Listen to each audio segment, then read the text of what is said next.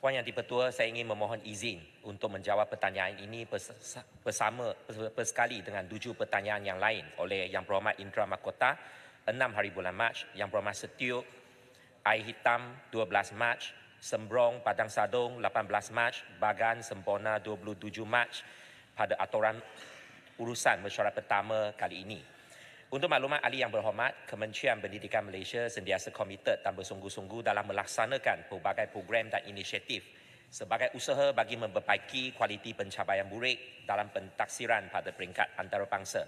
Dalam pusingan PISA 2022, Organisation for Economic Cooperation and Development OECD selaku penganjur kajian melaporkan bahawa dalam literasi matematik sebanyak 58 negara mencatatkan prestasi penurunan dalam mata skor berbanding dengan PISA 2018. 2 buah negara kekal, 13 buah negara menunjukkan peningkatan dalam mata skor.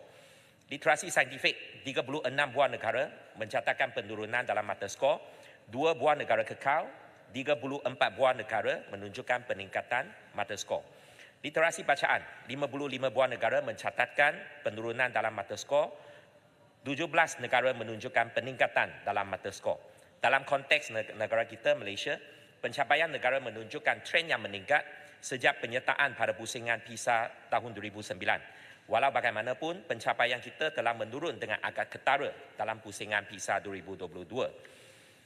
Sebanyak 8 negara ASEAN telah mengambil bahagian dalam kajian PISA 2022 daripada jumlah 81 buah negara. Dan tapatan PISA 2022 menunjukkan Singapura, Vietnam, Brunei mengatasi Malaysia dalam ketiga-tiga domain literasi yang ditaksir. Manakala Malaysia mengatasi Thailand, Indonesia, Filipina, Kemboja dalam ketiga-tiga domain literasi yang ditaksir. OECD juga melaporkan bahawa sepanjang tempoh pandemik COVID-19 dari tahun 2020 sehingga 2022, terdapat banyak sistem pendidikan negara di seluruh dunia terkesan akibat daripada pematuhan arahan Perintah Kawalan Pergerakan dan tempoh penutupan sekolah yang agak lama. KPM dalam mengenal pasti beberapa aspek baharu untuk ditambah baik. Nombor 1, menyemak dan menilai kandungan kurikulum kebangsaan dengan memberikan penekanan terhadap keperluan kandungan yang berfokus dan mendalam bagi pembelajaran secara aktif. Nombor 2, menggalakkan penggunaan peranti digital dalam pembelajaran. Nombor 3, meneliti semula syarat agihan bantuan yang memberi fokus kepada murid sosio-ekonomi rendah. Nombor 4, meneliti semula agihan sumber secara optimum, merangkumi guru, peranti, infrastruktur, bahan sumber dan sebagainya. Nombor 5, menambah baik keyakinan murid untuk belajar secara terarah ataupun self-directed learning. Nombor 6, menyokong pembelajaran anak di rumah melalui penglibatan ibu bapa.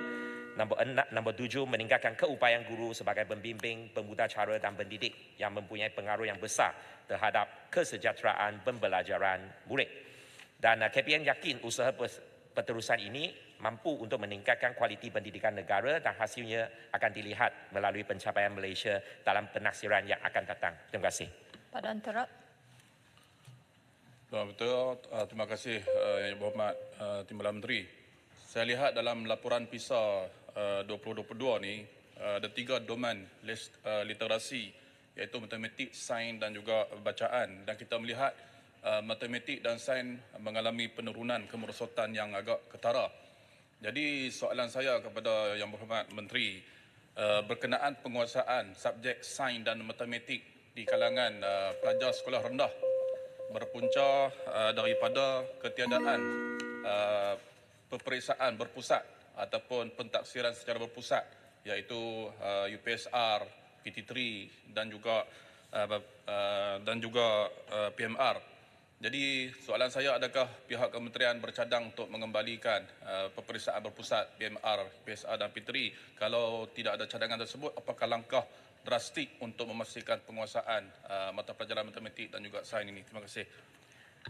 Terima kasih Yang Berhormat dari Padang Derak. Dan setakat ini Kementerian Pendidikan Malaysia masih berpandukan kepada pentaksiran dalam bilik darjah, iaitu pentaksiran oleh guru. Dan dalam perkara ini pada 2 tahun lepas kita telah mulakan dengan ujian usah yang telah pun diadakan kepada murid-murid kita dari darjah 4 hingga darjah 6, dan kualiti ujian tersebut adalah dipantau oleh KPM khasnya melalui lembaga peperiksaan.